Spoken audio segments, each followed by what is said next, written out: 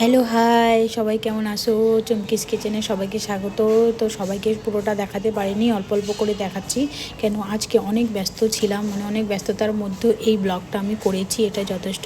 তো এখন যে সিজনাল ছোট ছোট ফুলকপিগুলো বেরিয়েছে, ওই ছোট ছোট একটা ফুলকপি নিয়েছি আর কয়েকটা ছোট ছোট নতুন আলু বেরিয়েছে, ওই নতুন আলু দিয়ে আজকে আমি কাতলা মাছ ফুলকপি আলু দিয়ে বানাবো। তো আমি এখানে একটা গোটা টমেটো নিয়েছি, গোটা টমেটো প্রথমে বেটে নিয়েছি, আর মশলা নিয়েছি আপনার সাদা জিরে, আর নিয়েছি এক টুকরো আদা। তো প্রথমে আমি টমেটোটা বেটে রেখে দিয়েছি, তারপরে আপনার আদা আর জিরেটা বাটছিলাম। তো এদিকে বাটাবাটি করছিলাম, তার সাথে সাথে প্রথমে আমি আলুটা ভেজে নিলাম, আলুটা ভাজার পর ফুলকপিটাও ভেজে নিলাম।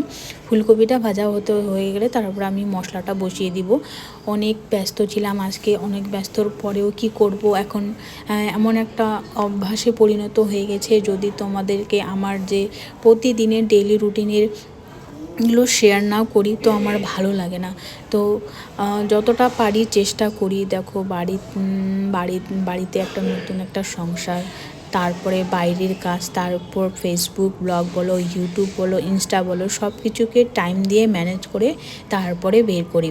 তো ফোড়নে আমি আজকে 5 ফোড়ন দিয়েছিলাম, 5 ফোড়ন, 2টা শুকনো লঙ্কা আর একটা অর্ধেক তেজপাতা দিয়েছি, আর একটা গোটা টমেটো নিয়েছিলাম, গোটা টমেটোটা দিলাম, আর যে আদা আর জিরেটা বেটে রেখেছিলাম ওই দিলাম।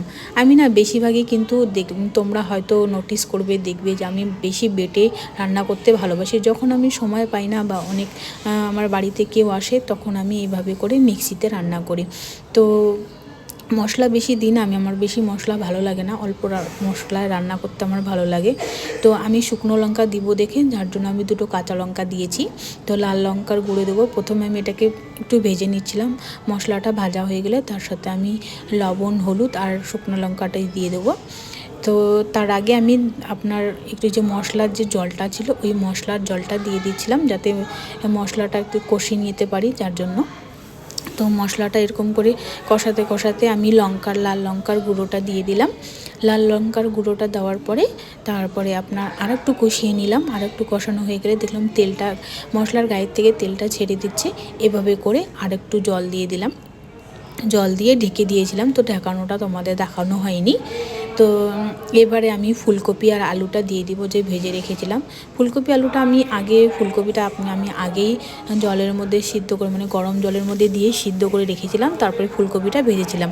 তো ফুলকপি আলুটা দিয়ে দিলাম, তার সাথে ভাজা হয়ে গেলে একটুখানি জল দিয়েছি কষা কষা করার জন্য, একবারে জলটা দিইনি।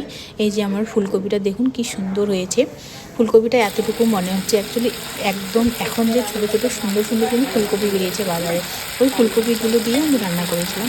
তো একটা ফুলকপি দেখলে মনে হচ্ছে যে এতটা হবে না, কিন্তু যথেষ্ট অনেকটা হয়েছে।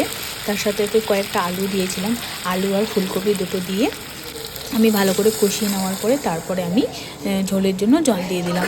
তো ঝোলটা এইভাবে দিচ্ছিলাম, তো আমি ঝোলের জন্য জল দিয়ে দিলাম। ঝোলটা ফুটে গেলে তারপরে আমি দিয়ে দিব ধনেপাতা আর দিয়ে দেব মাছ।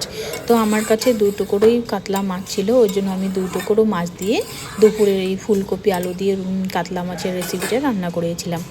তো ঝোলটা ফোটার জন্য একটু ঢেকে দিলাম, ঢাকনা সরিয়ে দিয়ে তারপরে আমি মাছটা ছেড়ে দেব। তো দেখুন এইভাবে করে আমি 2-3 বার দেখে নিচ্ছিলাম। তো আমার ফুলকপিটা একটু দেখে নিলাম যে আলুটা সিদ্ধ হয়েছে কি না। তো আলুটা সিদ্ধ হয়ে গেছে আমার, আমি এখন মাছটা ছেড়ে দেব। মাছটা ছেড়ে দিয়ে তার সাথে সাথে ধনেপাতাও দিয়ে দিব। আজকে কিন্তু ফুলকপি আলুর সবজিটা খেতে দারুণ হয়েছিল।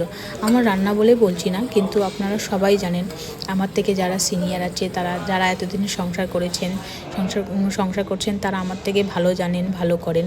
তবুও আমি বলি, যারা রান্না করে রেগুলার, তারা জানবেন যে ফুলকপি আলু কাতলা মাছ দিয়ে খেতে কতটা না ভালো লাগে।